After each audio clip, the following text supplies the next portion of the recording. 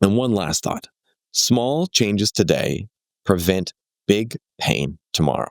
Now, you can do things right now that yourself in 30, 40, 50, 60, 70 years is going to be sitting there looking back to today you and saying, thank you very much.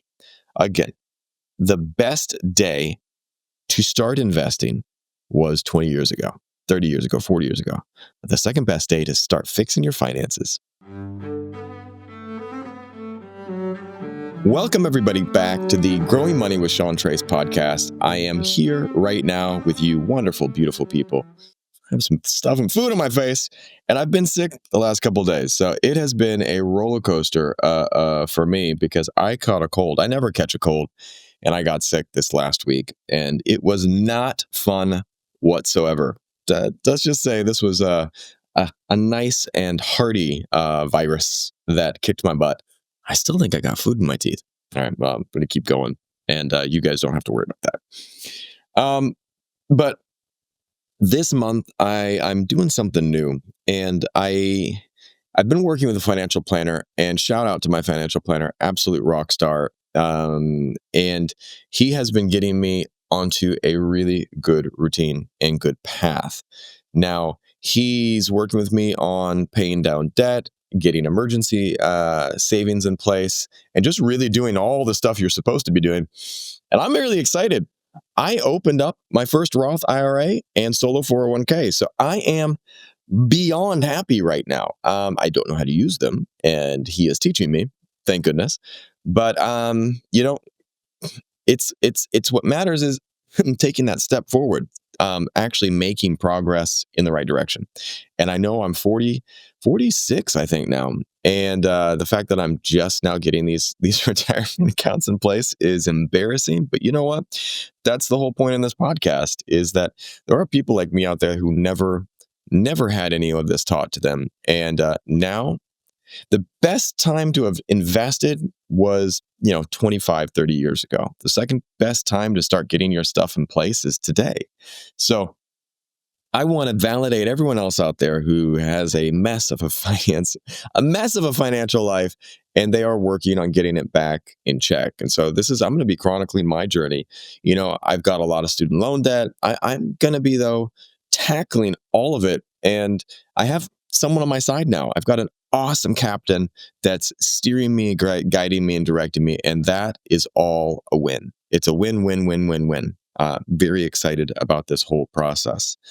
But when we were talking about budgeting, there was something that I was unsure of, because we looked at a bunch of different budgets, and I do actually pretty good with spending on what I'm supposed to spend on, and I do really well with paying my bills, with paying the things that need to be paid. But one of the things that I don't do well with is just the extra money, and trying to figure out how to explain it. But I find that when I'm not really tracking things, I just spend. And I'm not talking like, we're going into massive credit card debt to do that, but I just spend more than I wanted to. And then I start getting there and getting to this point where I'm looking at what I spent that month, and I'm like, where did all this extra money go? Well, I bought that. Well, yeah. And all of it's justifiable. And that's the problem, is it's like all of it is easily justifiable. Oh, well, I really needed that.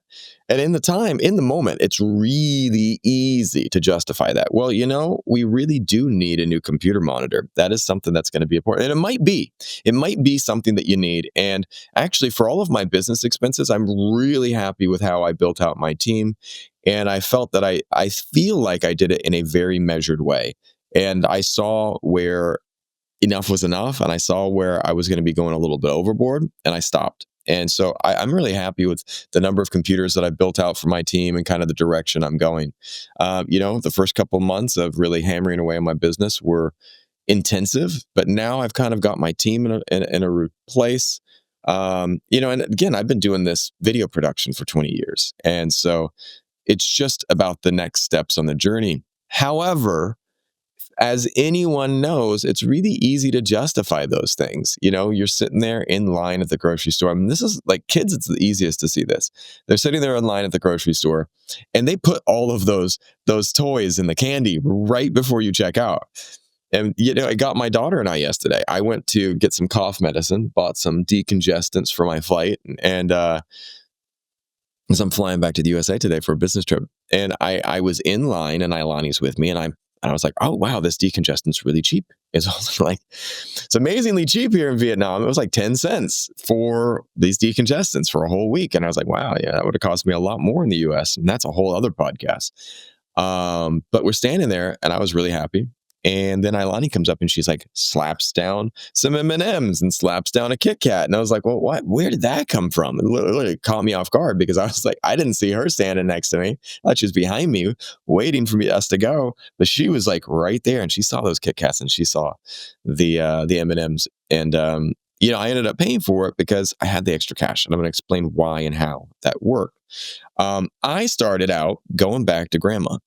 And grandma had the wisdom to use the envelope system. Now, I'm not saying this is the way to do it. I'm not saying this is what everyone should be doing.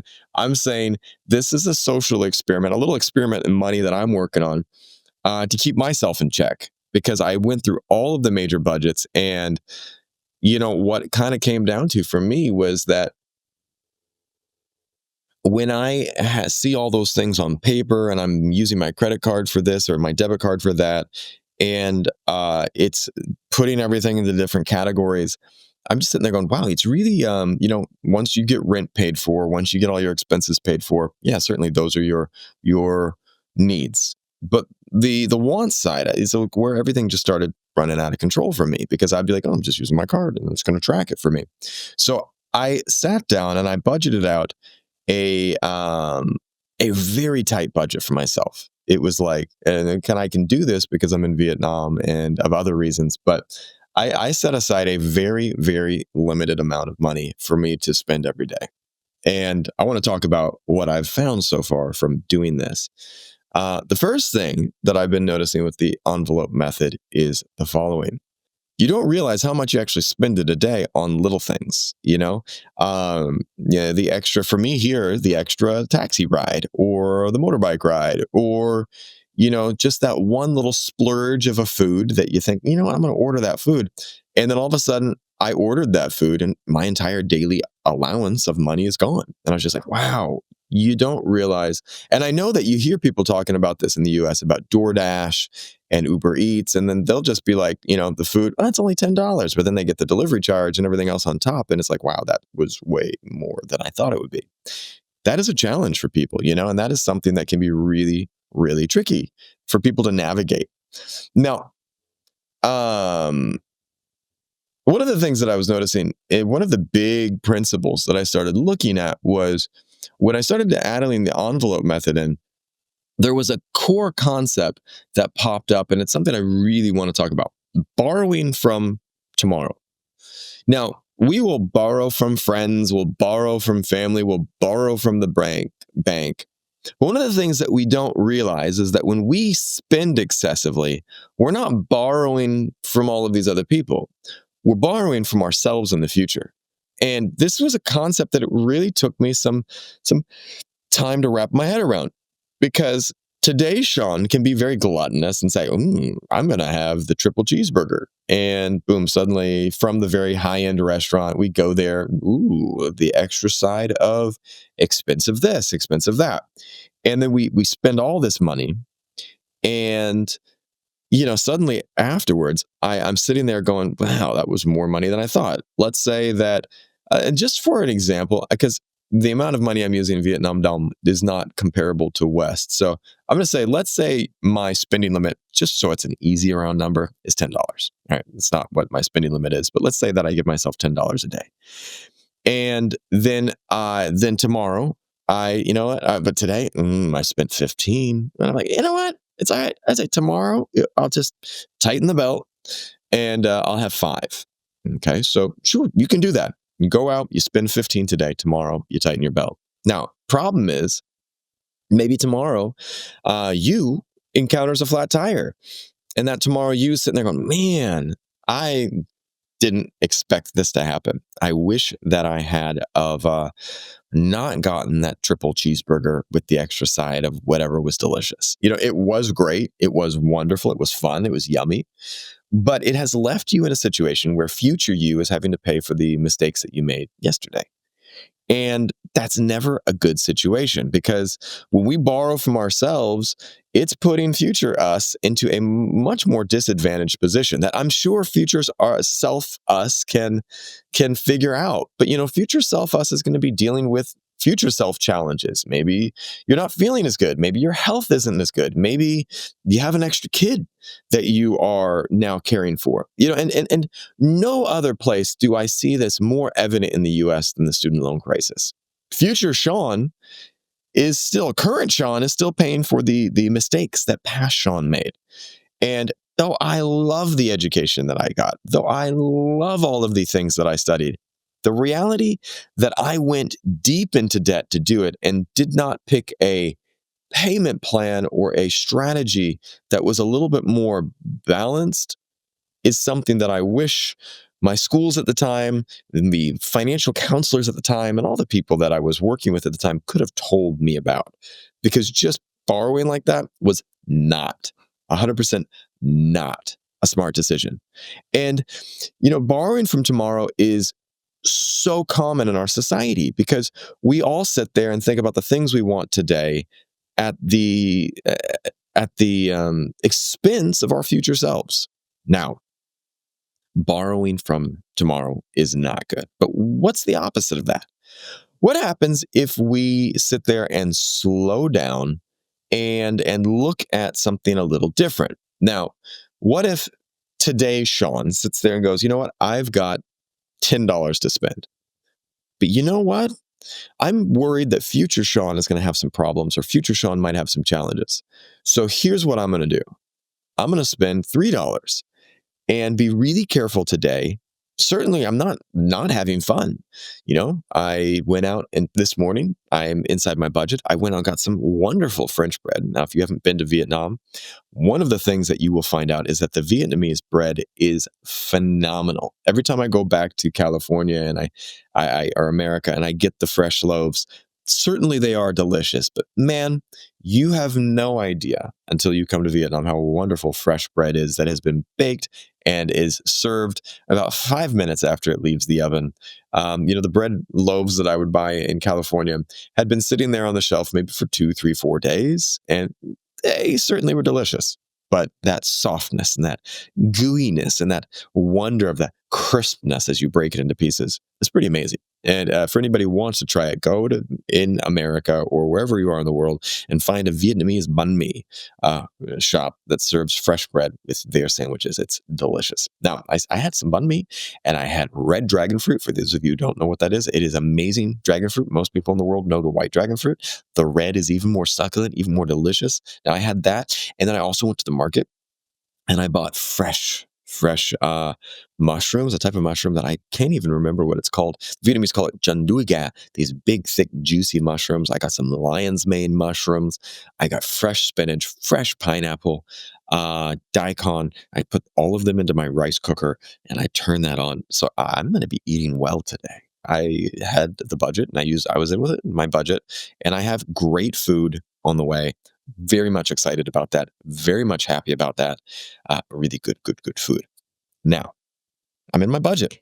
If it was out of $10, I only spent $3 today. And I also paid for Ilani's breakfast. And I have money left over for other things, including my taxi to the airport later today. Now, I'm thinking about Sean of tomorrow. And here's the cool thing.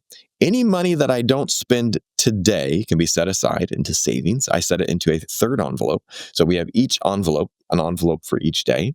And then I have a savings envelope that saves for future Sean. And this is the cool thing that you can do. And that the thing that I'm learning is, again, you can do this with any budget. But what I'm learning from the envelope method is borrowing from tomorrow and protecting tomorrow. And this is what retirement's all about. This is what savings is all about. This is what an emergency fund is all about. But it was really powerful for me to learn that, because even here I am at 46 years old and people talk to me about that. And I've experienced hardship. I've experienced time where, I didn't budget correctly. When we borrow from tomorrow, it's not good. When we save for tomorrow, and I had experienced major hardship, and I would wear this story like a badge of courage about how one day I didn't have enough money and I had to choose between whether to give my dog a burger or myself. And then I had someone, luckily my mom was able to call me up and said, "Hey, I have this feeling that you're in need." And I am so thankful to my mom for my mom to help me out. But at some point in time, you have to get your shit together so that you're the one that has the position of power to help other people out. Now, borrowing from tomorrow is always bad. Now, one of the other things that was really helpful for me is to see that even though it feels easy in the moment, you're like, I'm going to do this, I'm going to do that, I'm going to just spend this little extra today. What you're actually doing is stealing from your future freedom. You are stealing from your future freedom, because you will be locked into that 9 to 5 job. You will be locked into that position of lack that makes you a slave to the people around you, that makes you a slave to your situation. But if you can find that control, that slowing yourself down today, you are on the path to future freedom. I mean, at the end of the day, isn't financial freedom what all of us are really all about? Isn't that what all of us want? I know it is for me. Now, there are three concepts that were also learned. Number one is that this whole process increases my awareness to see where my money is going.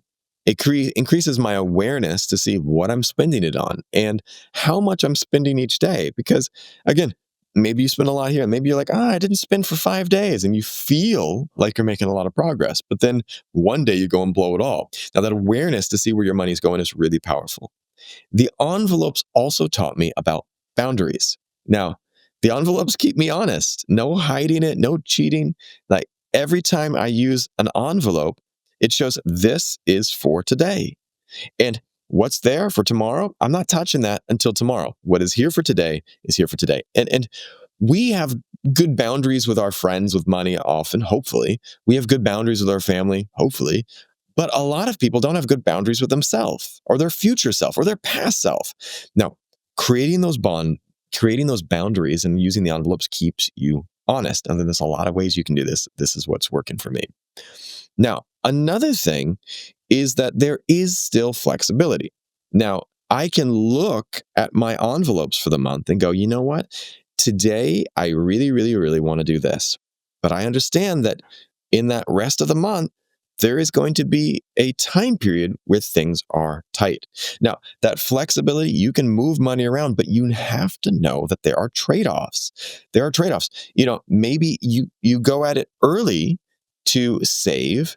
Maybe you save early. Maybe you set aside money early so that you can prepare for future lack.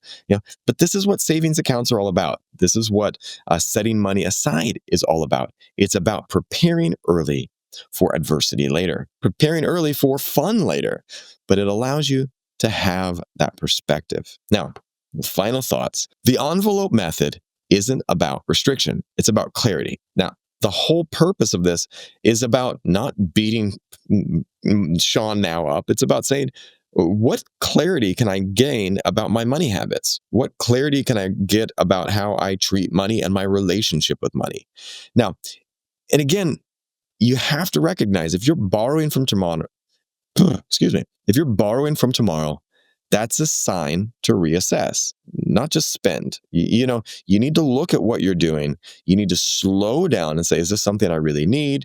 And to think about and gain the awareness over, what am I doing over my month? What am I doing over my year? What am I doing over the next 30 years? Because most of us focus on today. But when you're dealing with money, you need to start thinking for the long term. And one last thought, small changes today prevent big pain tomorrow. Now, you can do things right now that yourself in 30, 40, 50, 60, 70 years is going to be sitting there looking back to today you and saying, thank you very much. Again, the best day to start investing was 20 years ago, 30 years ago, 40 years ago. But the second best day to start fixing your finances is today. All right, guys, I hope you have a beautiful day. I got to go see what's happening out here because I have people yelling. And now my wife is calling for Vivian, which is my drag queen name. And yes, I have a drag queen name. All right.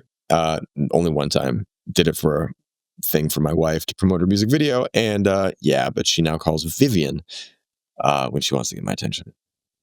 What can you do? I'll do anything for my wife, including finishing this podcast. I'll see you guys next time.